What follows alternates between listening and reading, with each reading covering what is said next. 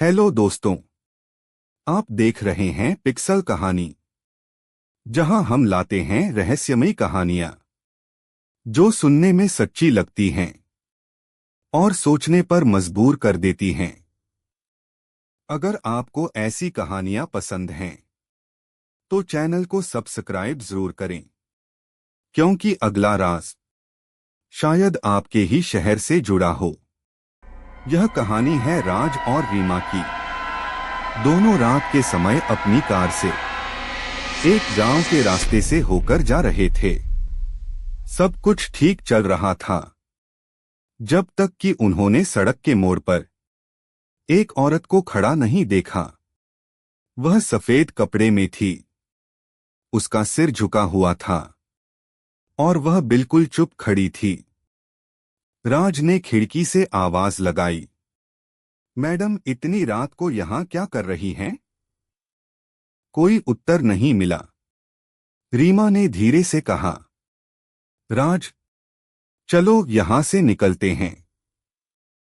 लेकिन राज उत्सुक था। उसने टॉर्च उठाई और कार से बाहर निकला। वह औरत अब भी वहीं खड़ी थी। जैसे ही राज उसके पास पहुंचा, उसने देखा कि उसके पैर उल्टी दिशा में थे। राज का दिल एक पल के लिए रुक गया।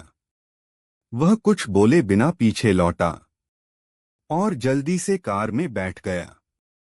रीमा ने पूछा, उसने कुछ कहा? राज ने धीमी आवाज में कहा, बस चलो यहां से। पर दोनों चुप थे। थोड़ी देर बाद रीमा को लगा कि पीछे वाली सीट से कोई हल्की सी आवाज आ रही है। उसने पलटकर देखा, पीछे कुछ भी नहीं था। राज ने कहा, तुम्हें भ्रम हुआ होगा। लेकिन जब उसने रियर मिरर में देखा तो पीछे वाली सीट पर एक परछाई दिखी। राज ने तुरंत ब्रेक लगाया। दोनों ने पीछे देखा, वहां कुछ नहीं था। रीमा घबरा गई। राज, मैंने साफ देखा था, कोई था वहां। राज ने बस इतना कहा, अब कुछ मत बोलो, हमें बस घर पहुंचना है। अगले दिन राज की हालत ठीक नहीं थी। पूरी रात उसे नींद नहीं आई थी। बार बार वही पल दिमाग में घूम रहा था। वह औरत और उसके उल्टे पैर। सुबह उसने कार वॉश पर कार भेजी। करीब 1 घंटे बाद वर्कर ने फोन किया, साहब, आपकी कार में कुछ अजीब मिला है। राज घबरा गया। उसने पूछा, क्या? वर्कर बोला, पीछे की सीट पर किसी ने नाखून से लिखा है, रात के मोड़ पर मत रुकना। राज के हाथ कांपने लगे।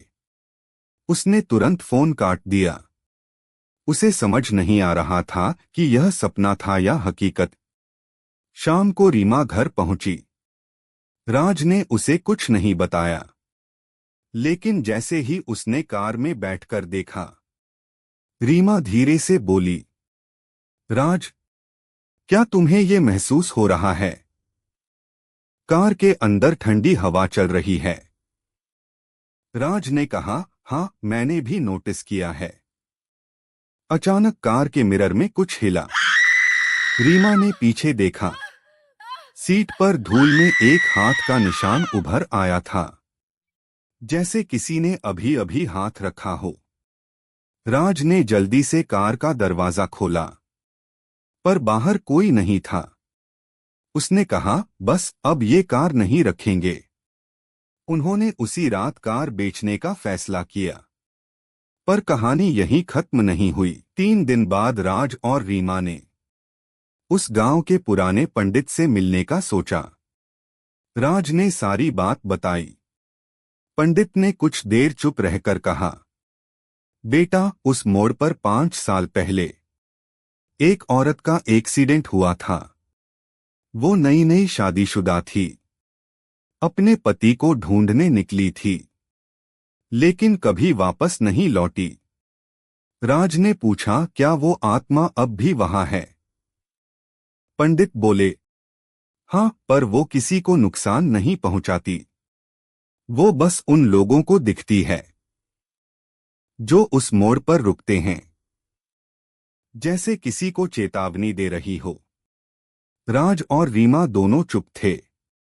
उनकी रूह कांप उठी थी। उन्होंने तय किया कि वे उस रास्ते से कभी नहीं जाएंगे। कुछ दिनों बाद जब राज अपने दोस्त के साथ दूसरे रास्ते से जा रहा था, तभी दूर पहाड़ी से नीचे वही मोड़ नजर आया। सड़क खाली थी, पर हेडलाइट की रोशनी में एक सफेद आकृति कुछ पल के लिए खड़ी दिखी, फिर जैसे हवा में घुल गई।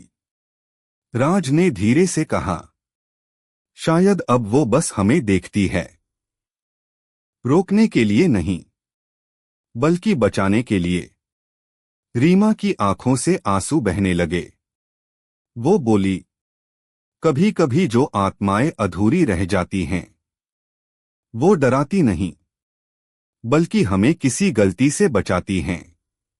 राज और रीमा आज भी उस रात को नहीं भूल पाए। उन्होंने अपनी जिंदगी में एक बात मान ली, हर जगह डर नहीं होता। कभी कभी वह जगह बस अपनी कहानी याद रखती है। अगर आपको यह कहानी पसंद आई हो तो वीडियो को लाइक करें, कमेंट करें कि अगली कहानी किस जगह की सुनना चाहेंगे, और चैनल पिक्सल कहानी को सब्सक्राइब करना न भूलें, क्योंकि अगला राज शायद आपके ही रास्ते से जुड़ा हो।